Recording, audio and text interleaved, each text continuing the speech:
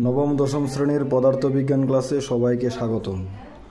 আজকে আমরা ষষ্ঠ অধ্যায়ের লেকচার নাম্বার 5 দেখব, বস্তুর উপর তাপের প্রভাব অধ্যায়।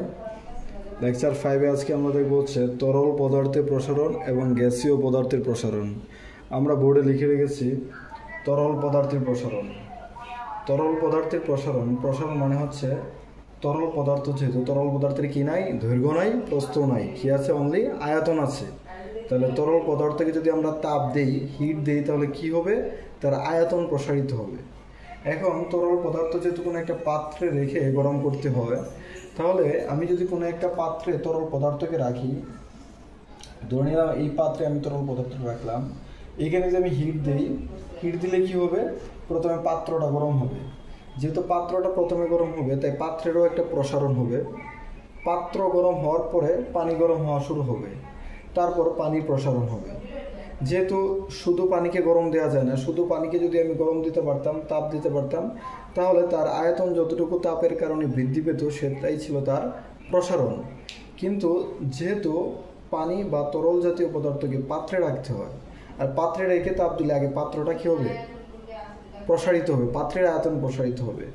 এই জন্য এই তরল পদার্থের প্রসারণের ক্ষেত্রে একটা নতুন একটা টার্ম নিয়ে আসা হয়েছে, সেটা হচ্ছে আপাত প্রসারণ। আপাত প্রসারণ সমান হচ্ছে তরলের প্রকৃত প্রসারণ মাইনাস পাত্রের প্রসারণ।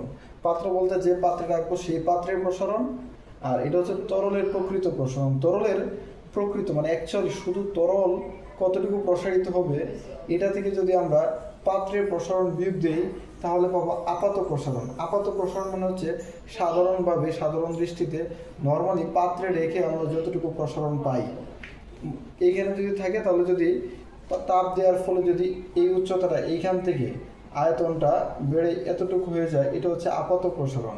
কিন্তু আপাত প্রসারণ বের করার জন্য নিয়মটা হচ্ছে পাত্রের প্রসারণ কনসিডার করতে হবে। পাত্রের প্রসারণ যদি আমরা তরলের প্রকৃত প্রসারণ থেকে যদি পাত্রের প্রসারণটা বিয়োগ দিই, তাহলে পাবো কি, আপাত প্রসারণ। আপাত প্রসারণকে VA দ্বারা প্রকাশ করা হয়, আর তরলের প্রকৃত প্রসারণকে VL, আর পাত্রের প্রসারণ হচ্ছে VB। তাহলে এই সূত্রটা সবাই মনে রাখবা।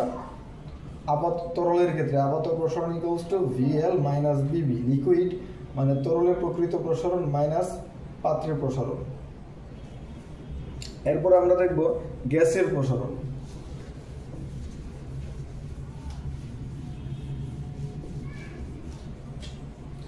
গ্যাসের ক্ষেত্রে আমরা সবাই জানি যে গ্যাসের কি আছে, গ্যাসের দৈর্ঘ্য নাই, প্রস্থ নাই, ক্ষেত্রফল নাই, এমনকি গ্যাসের আয়তনও নাই।